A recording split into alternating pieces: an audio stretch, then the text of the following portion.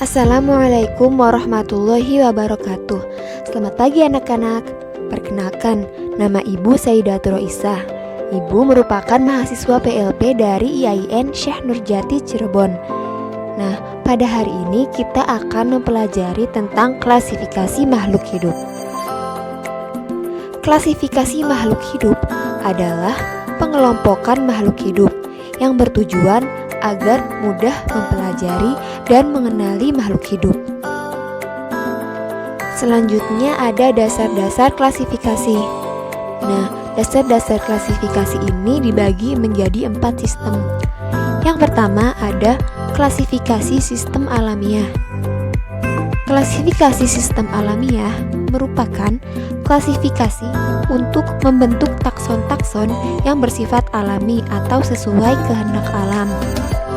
Nah, dasar yang digunakan adalah adanya persamaan sifat, terutama sifat morfologi. Yang kedua, ada klasifikasi sistem artifisial atau buatan.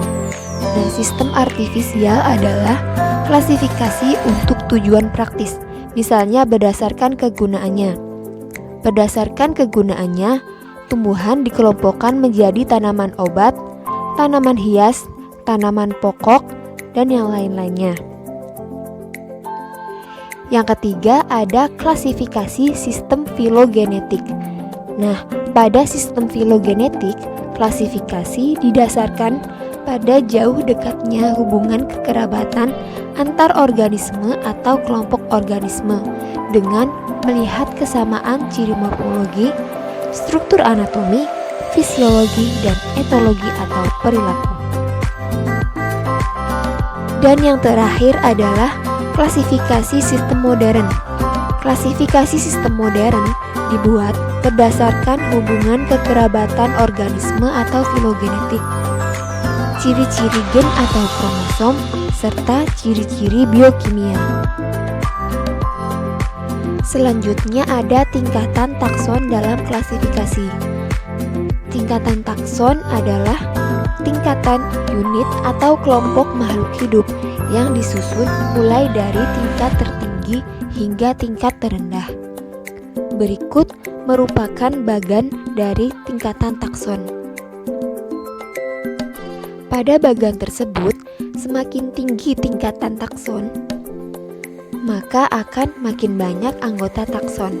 Tetapi makin banyak pula perbedaan ciri-ciri antar anggota takson. Sebaliknya, makin rendah tingkatan takson, maka makin sedikit anggota takson dan makin banyak pula persamaan ciri-ciri anggota takson. Bisa kita lihat sama-sama. Yang paling atas merupakan kingdom atau kerajaan, yang merupakan tingkatan takson tertinggi dengan jumlah anggota takson terbesar. Yang kedua ada filum atau divisi. Filum digunakan untuk takson hewan, sedangkan divisi digunakan untuk takson tumbuhan. Yang ketiga ada kelas. Anggota takson pada setiap filum atau divisi dikelompokkan lagi berdasarkan persamaan ciri-ciri tertentu. Yang keempat ada ordo atau bangsa.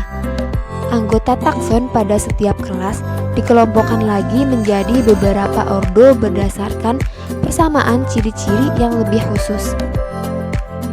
Yang kelima, family. Nah, anggota takson setiap ordo dikelompokkan lagi menjadi beberapa family berdasarkan persamaan ciri-ciri tertentu. Yang keenam ada genus. Anggota takson setiap famili dikelompokkan lagi menjadi beberapa genus berdasarkan persamaan ciri-ciri tertentu yang lebih khusus. Nah, yang terakhir ada spesies. Spesies ini merupakan tingkatan takson paling dasar atau yang terendah. Anggota takson spesies memiliki paling banyak persamaan ciri dan terdiri atas organisme yang bila melakukan perkawinan secara alamiah dapat menghasilkan keturunan yang fertil atau subur. Selanjutnya ada sistem tata nama makhluk hidup. Ada beberapa hal yang perlu diperhatikan dalam tata nama makhluk hidup. Yang pertama, setiap jenis makhluk hidup diberi nama ilmiah. Ada pula yang menyebutnya dengan nama Latin.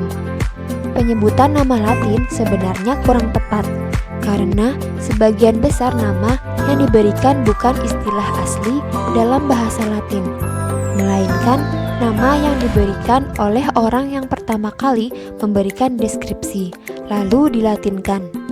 Nah, orang yang memberikan deskripsi suatu spesies disebut deskriptor.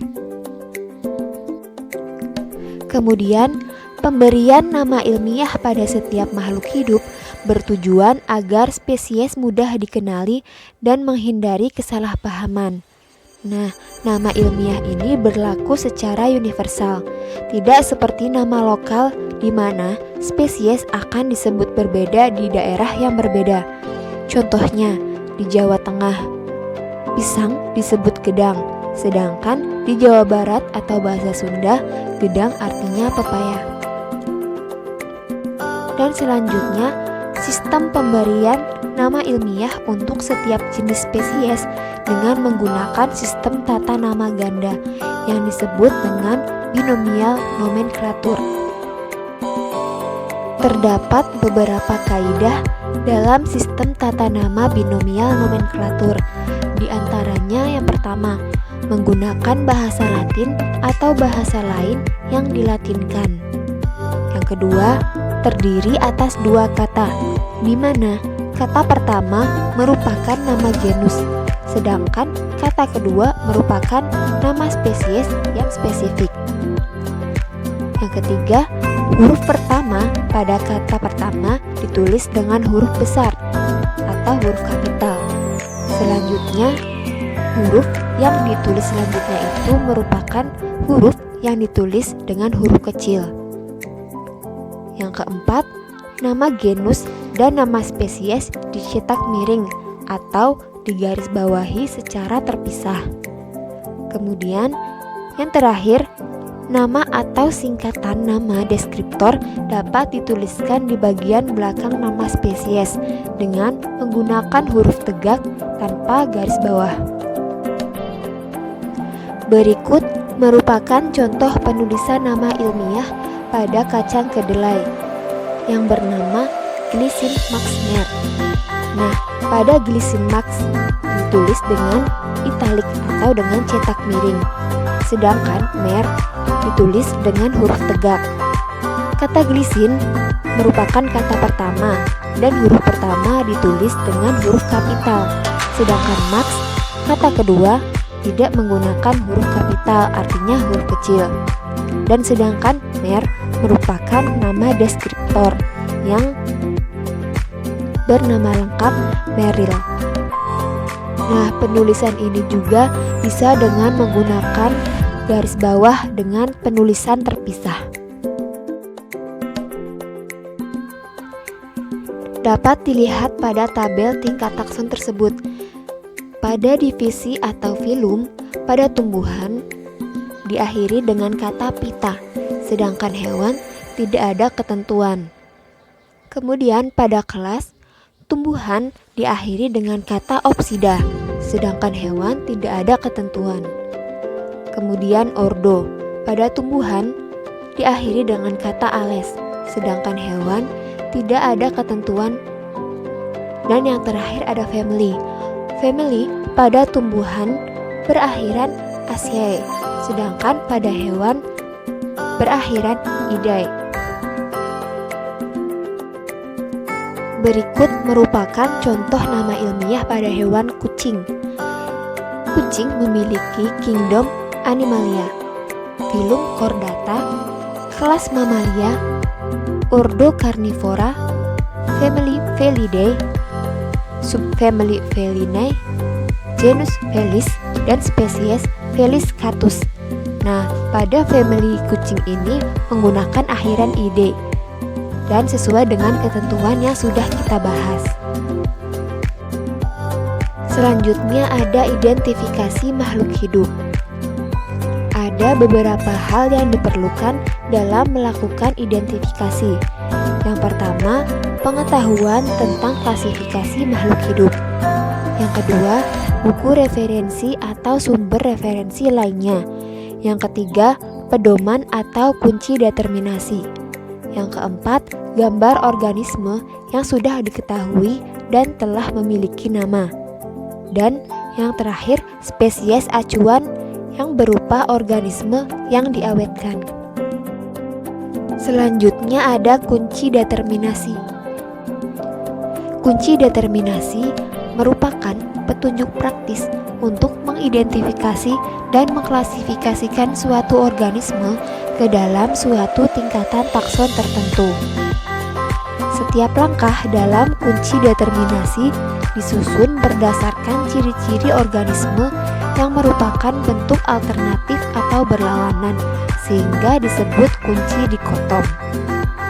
Contoh ciri organisme bentuk alternatif yaitu berbiji belah dengan berbiji tunggal, batang berkambium dengan batang tidak berkambium, tulang daun lurus dengan tulang daun mengirit, dan lain-lainnya.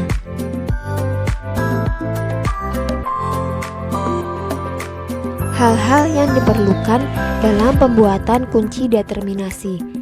Yang pertama, kunci harus dikotom atau berlawanan.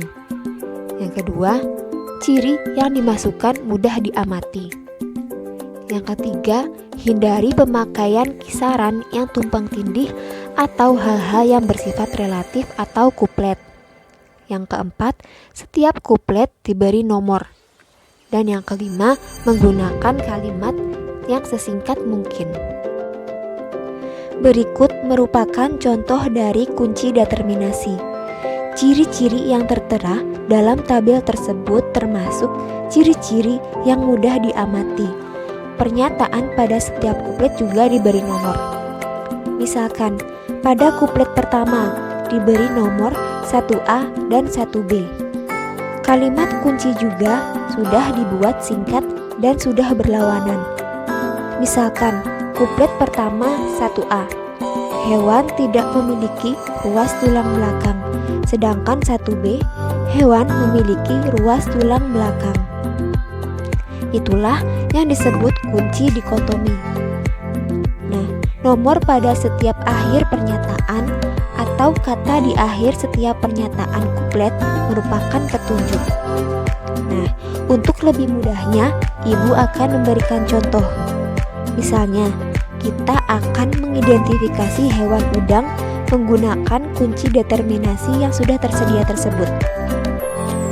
Pertama, kita akan membaca dengan teliti kunci determinasi yang sudah tersedia tersebut.